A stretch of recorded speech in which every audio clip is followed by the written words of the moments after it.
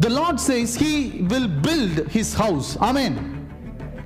He wants to build His house. He wants to build His family. He wants to build you. He wants to build me.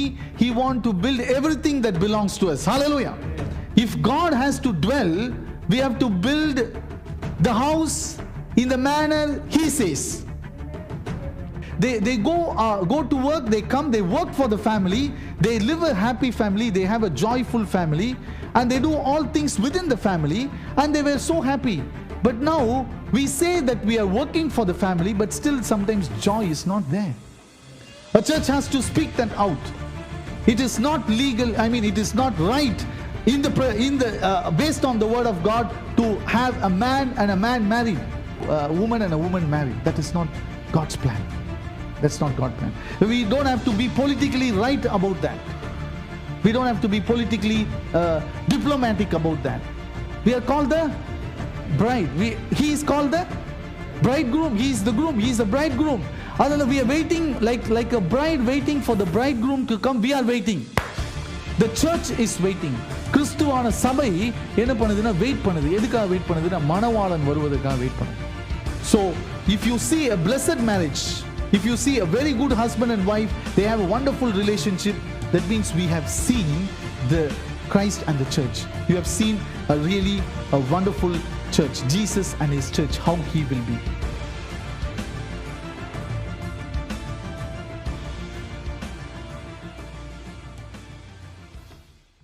Turn our Bibles to Psalms 127.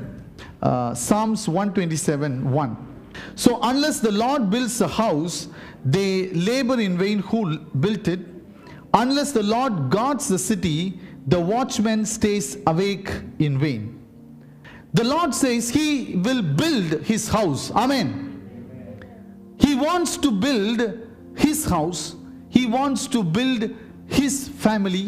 He wants to build you. He wants to build me. He wants to build everything that belongs to us. Hallelujah. He wants to build our lives. Look at your neighbor and say, He wants to build your life. Because the house is equivalent to the life that we have. So He wants to build the house. And what is the promise there? Unless the Lord builds. Because if God is not building, even though we may strive very hard, even though we build a beautiful mansionette with our own effort, is it possible to do that?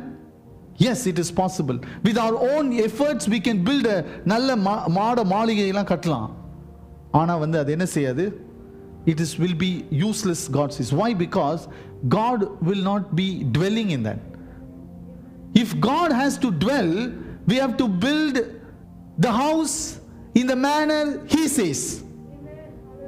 ஆண்டவர் அந்த கூடாரத்தை கட்டுக சொல்லும்படி கட்டினாதான் He will come and reside in it. He can dwell only if we plan and build according to His instruction. That's why in the tabernacle, Moses' tabernacle, God gave the instruction how to build the tabernacle. It was not Moses' idea. It was not some elder's idea, the 12 tribes idea. It was not idea from anybody else. It was God's idea. Everybody say it's God's idea. God's idea. அது தேவனுடைய ஒரு திட்டமானது. அதனால in the New Testament, when the same instant is mentioned, God said, what did God say? Be like Moses, because he was very careful to build things as I told. He was so careful to build the tabernacle in the way that I told him to build. So this month the Lord says He wants to build a house, but are we willing to give that job to Him? That means we need to lean on Him. We need to rest in Him. We need to wait upon Him for His instruction to build. Therefore the Lord says He wants to build the house. If He builds the house, there is a wonderful outcome to that. The word of God, this particular promise is from the Psalms, right? Psalms. And this psalm is not written by David, it is written by Solomon. Solomon is the wisest man who was living on earth. And he writes, and he has written, it is exactly like what he wrote, in Ecclesiastes. How many of you have read the book of Ecclesiastes?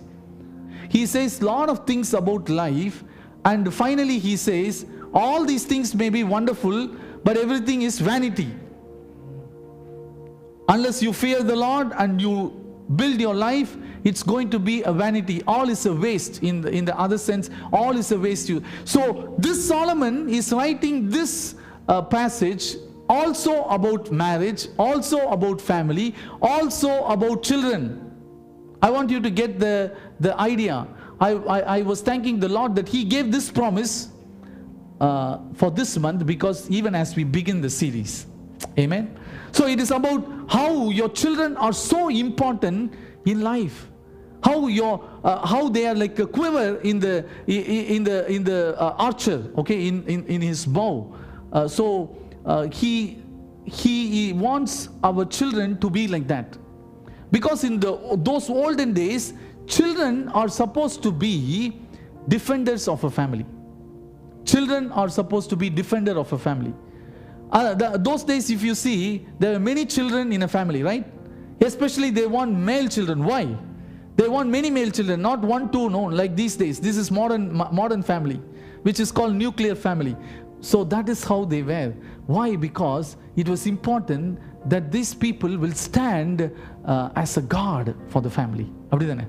Anyway, so unless the Lord builds the house, so God wants to build, He will build you, He will build His ministry, He will build your family, He will build your children, He will build everything that belongs to you. Amen. Why it is important? So today I am just going to lay some foundation on this series that we are beginning. He, she and the house. He, she and the house. One more time. He, she. It's going to be about marriage. It's going to be about pre-marriage. How to find a husband, right love. Okay, how can you find the right love, the right person in your life? How can you get married in the way that you need to be married? Okay, how can we make our marriage stronger? Because all of us are already married. Okay, few years already passed. But now is the time where there can be possibly a lot of conflicts. So then we know that there is conflict is mandatory in a family. அதனால தான் அந்த டைம்ல வீடு இருந்தால் என்ன சொல்லுவாங்க, வாசல்னு ஒன்று இருந்தால் வீட்டுக்கு வாசல் இருக்க மாதிரி, அது மாதிரி வீட்டுக்கு வீடு என்ன இருக்கும், ஒரு சில பிரச்சனைகள் இருக்கும் அப்படின்னு பெரியவங்கலாம் சொல்லியிருக்காங்க. Like that what we say, there can be misunderstandings. So now we have to also deal how to resolve that conflicts, how to know about these conflicts and how we can resolve them. And finally, how can we build that family which will glorify God? Amen. We are called to build families that will glorify God. Are you there? That means if God is allowing us to build, because the family will reflect God's glory. In other words, what is in the family will reflect what is in the society, and what is in the society will reflect what is in the nation. So a family is the smallest unit in this whole earth. Did God only send, when God created people, did He create only Adam and leave on Eden? No. Correct? That means when He began the whole thing, when He began the whole universe, when He rolled out the whole institution of this thing called world and life in this world, life on this earth, He did it as a family unit. So family is very, very important. Why we talk about family is because God mandated and He began as a family. Hallelujah. So family is God's institution. But the first priority is God. That's why the second most priority is what? Family. And third only work or ministry. Work is also a ministry, right? So third only a ministry. Ministry cannot even take the second place before the family. I want to tell you that very clear order. So we are talking about why it is important to talk about that. Because as I told you, the institution of marriage is divine. It's God's plan. God's original plan. Marriage is God's original plan, and it is His intention, it is His will, and it is His purpose. இது தேவனுடைய நோக்கமா இருக்கிறது. Family is very important, right? anything that speaks other than that, whether be it culture or whether things surrounding that, okay, our mindsets, traditions, all those are contradicting. Why? Because you see, times have changed. Did you see?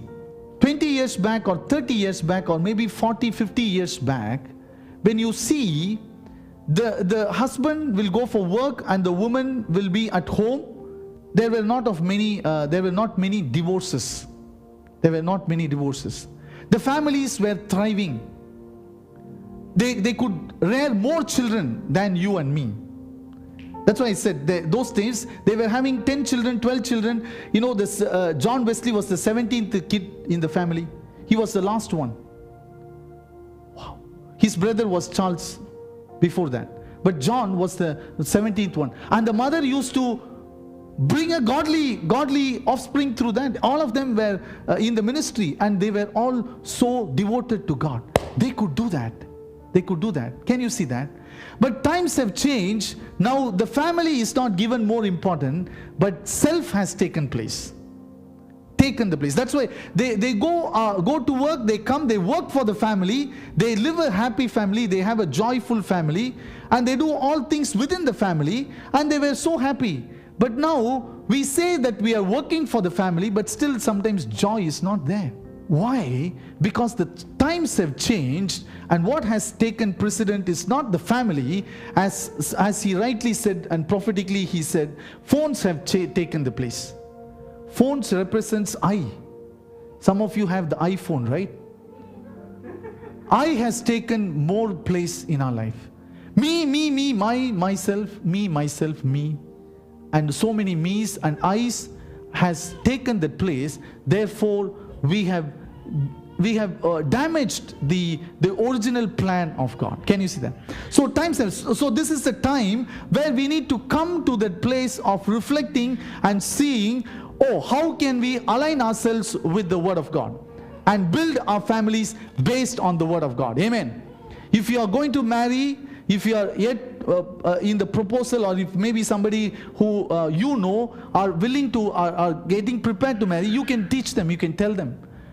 If you're going to be married, get prepared first. Get prepared first. You need to know all these things. Why it is important? Ephesians, let's go to Ephesians 5:22. We all starts from Ephesians 5:22, right? Where it is a passage about husband and wife. Because marriage means it is about husband and a wife. A marriage is supposed to be between, it always include husband and wife, not husband and husband. Not man and man, not woman and woman. That is not God's plan. But the world has changed now. I told you. Cultures are getting to accommodate. It's okay what? It is okay. What a corruption that is coming to the basic unit that God has planted. I want you to be serious. That's why it is fun to learn this. At the same time, we are talking about something very, very evil that is taking place in this world. We need to address that. As a church, we need to be equipped to address them. We are not against them if they are in such kind of lesbians, what is it? Lesbianism? Is it lesbianism? No. Lesbians. Or maybe homosexuals. If they are in that gay relationships. No, I tell you, church is affected by that. Many people who are in ministry, who are godly, who profess Jesus as the Lord, who claim born again believers, are into such sins. I say it is because of lack of understanding and knowledge. They say it's okay. Is it God's plan? Is it God's will? Will God be happy about this? Because if it could have, God could have made another Adam 2, Adam 1, Adam 2, and he could have got this family. No. God always proposed it and purposed it to be a husband, a man and a woman. That's why marriage should be between man and, again, marriage should be between woman and woman cannot get married, no. It is happening elsewhere. Thank God this nation, glory to God, still have not given budge to this. But India, a few years back, 2019, they made a law. They made a law and passed the law to say it is okay to have such a legal relationship how a biggest democracy, they are stumbling, people are stumbling. If the India, which is supposed to be considered as a very, very holy nation in that sense, which keeps the family values, they have broken the cords. கற்புக்கு பெயர் போன India அப்படின்னு சொல்லுவாங்கல்ல, தமிழ்ல சொல்லணும். They think Indians are very culturally very well refined people. They do, but அங்கதான் வந்து என்ன செய்யுதா, the devil plays a role. So I'm talking about in the end times, these are the things that takes place, how the church will have to, how to handle it. You and I need to know. We cannot say, if somebody come and say you can love them but not the sin. Hello, we can love those people but not the sin that they are in. It is a sin. It is a sin. I tell boldly, if it is going online also, I'm not scared. It's fine. But that is what a church has to speak. A church has to speak that out. It is not legal, it is not right based on the word of God to have a man and a man married, and a man and a woman married. That is not God's plan. That's not God's plan. We don't have to be politically right about that. We don't have to be politically diplomatic about that. But do I have anything against them? No. If somebody are identified like that, please love them. Amen. Your love will bring them back. Godly sorrow brings repentance. Godly sorrow brings repentance. The love of God is the one which brought them back. So the first thing is, I said what? Marriages, family is God's plan. The first point is family is God's plan. It's divine. Two things that the devil is angry about, two things that he wants to attack, is one is the family, the institution of family. The other is the body of Christ, the church. These are the two things that he is mad at. That is the reason, as I told you, why so many divorces are there. Let's go to Ephesians 5:32.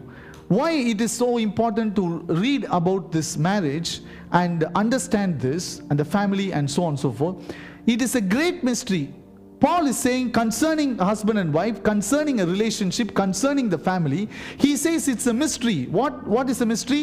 This kind of a relationship is a great mystery, but I speak concerning Christ and the church. So therefore, Paul is saying, like the relationship of a husband and a wife, the relationship of a husband and a wife is like that of like Christ and the church.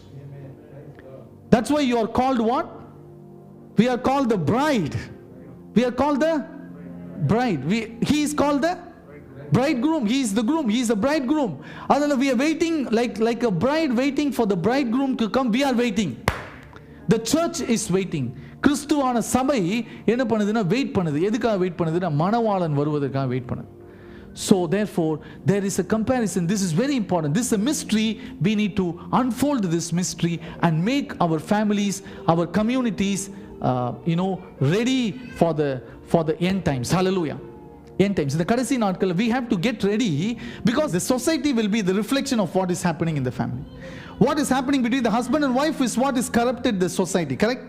What was happening between a man and a woman inside the so-called private life has changed the culture now. The culture is saying it is okay now. Was the culture saying okay before? No. Can you see, culture can change, but the principles should not change. That's what I'm trying to say. Culture can never dictate us. Governments can never dictate what the church has to do. But the church has the mandate to say, because we know the origin of all things. Hallelujah. Hallelujah. So marriage is a picture of Christ and the church. So if you see a blessed marriage, if you see a very good husband and wife, they have a wonderful relationship, that means we have seen the Christ and the bridegroom. The bride, Christ and the church. You have seen a wonderful church, Jesus and his church, how he will be. And devil wants to destroy that. He hates it. One of the things that he hates is the institution of marriage and family. That is why in the last 1 decade, the research shows there's 84% of divorces. This is about 235% increase in the weddings, in the marriage divorces, in the courts, in the law, in the court of law. 235% increase. Apana, it's a huge increase, They are comparing between 1960s all the way up to 2010, like that. Look at the exponential change in the way people perceive marriage and the commitment to the marriage. When they failed in the commitment to the family, they failed in the commitment to the marriage. And therefore, there is a failure in the commitment to the society. And the society fails, community fails, nation fails. Many nations are into the big problem, right? That's why there are countries who have so easily accepted these kind of things, and they are going to a dooms thing. So evil hates marriage. Divorce rates are increasing. I told you that. So living together relationship has become a very common thing. You think it is okay? You think the church has to be quiet about it? God will never be. God is a forgiving God. God is a God who definitely reconcile with them. God has died for them, but that is not the one thing that he will like about. He will judge the sin, right? He will judge it. It is not rightful to have such things. And you see, over the period of time, the marriage has been marred. I'm showing you how the marriage has been. Initially, there was problem between the husband and wife. The wife also began to work. Therefore, there was so much of conflicts between husband and wife. Previously, only the husband was working. He was considered to be the sole breadwinner of the family. He will take care of everything, and the woman only tends the home, makes the children, and so on and so forth. But now what happened? After a period of time, the women also were educated. It's a good thing. I'm not saying no. They were liberated. They came in board. But what happened? Because of that, they lost the dependency on man. Can you see that? They lost the dependency on man. And when he lost the dependency on man, they say, I also can manage what? I am also earning equal to you. Why should I listen to you? If I cook, you need to do dishwashing, If I cook, you have, some of them say, everything you do. I'm telling how the marriage has been marred. Is this the kind of a marriage and a family that God intended? I wanted you to see from the word of God, and this is not it. Because this is what the devil has done. Because he came to kill, steal, and destroy the family, destroy the joy in the family, destroy the peace in the houses. He wanted to do that. But thank God for Jesus Christ. Hallelujah. When we are dependent on Him, when we are leaning on Him, He is able to build this wonderful house. Hallelujah. In the way that it has to be. So that the presence of God, the wonderful Jesus Christ, can be in the midst of us every day, and day in and day out. Amen. Day and night He can be with us. We can reside with Him. We can have a communion with Him. We can enjoy that house. But I tell you, maybe you are all wonderful people. You don't have such quarrel. There are families which are, hell breaks out. Yeah, hell breaks out. If a husband and wife, they cannot have a normal conversation for 5 minutes. There is some misunderstanding. Then somebody has to be quiet, otherwise they will actually break up. Yes, it is happening. I do not know how, behind the mask somehow. But somehow, most of us, I feel, like a hypocrite. No, we are acting. Everything is okay. But there behind, the stove is burning very hot. Heat every moment. Maybe in the church is okay. Maybe when we see other believers, we shake hands and we say, hallelujah, praise the Lord. But we go back home. Oh, there is a war that is taking place, man. So we got to set things right. Amen. I'm telling you all this thing is to tell that really we don't have to live a life like that. Amen. God has made us victorious. Amen. The victory is also for that. We don't have to live a life that. So that's why this series will explore. We don't have to live a life like that. We don't have to. We can have a wonderful. I'm saying it doesn't mean that there's not going to be any misunderstanding, but there can be more peace and more joy in the relationship. There can be more joy and love in the relationship. Amen. That's why even before Ephesians, I think with that we will close because I have a lot of things. But anyway, if you see Ephesians, take your Bible, Ephesians 5:22. It begins like this: wives, submit to your own husbands as to the Lord, for the husband is the head of the wife, as also the Christ is head of the church. Okay, that's how this passage begins. Am I right in saying that? But Paul is very clever because he had Holy Spirit dictating to him, right? Before doing this passage, he wrote about initially in chapter 5 verse 1, therefore be imitators of God. Hallelujah. First, be imitators of God, and then look at the next verse, and everybody say, walk in love. Hallelujah. So that means a family can be so much joyful, a place of so much of wonderful things take place. It is like a house full of joy. It is like a carnival that is taking place in the home. It can be like that.